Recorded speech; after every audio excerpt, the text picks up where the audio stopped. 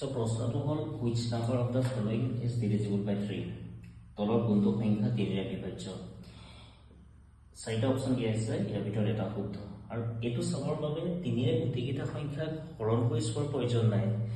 3 ৰ বিভাজ্যতাৰ নিয়মটো হ'ল যদিহে সংখ্যাটোত থকা ডিজিট কেইটা যোগ কৰি যেটো সংখ্যা পাওঁ আমি সেই সংখ্যাটো যদি 3 ৰে বিভাজ্য হয় তেন্তে নাম্বাৰটো 3 ৰে হৰণ যাব বা বিভাজ্য হ'ব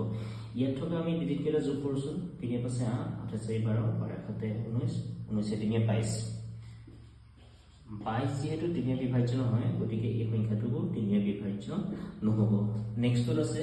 4 পাছে 9 9 16 16 3 19 তো 19 3 ৰে বিভাজ্য নহয় গতিকে এই সংখ্যাটো 3 ৰে বিভাজ্য নহব তো নেক্সট হাতে হাতে 15 15 21 21 পাছে 26 26 1 27 27 যেহেতু 3 ৰে বিভাজ্য হয় গতিকে এই সংখ্যাটো 3 ৰে বিভাজ্য হ'ব আৰু ইয়াৰ শুদ্ধ উত্তৰ হ'ব অপচন 3 7 6 5 1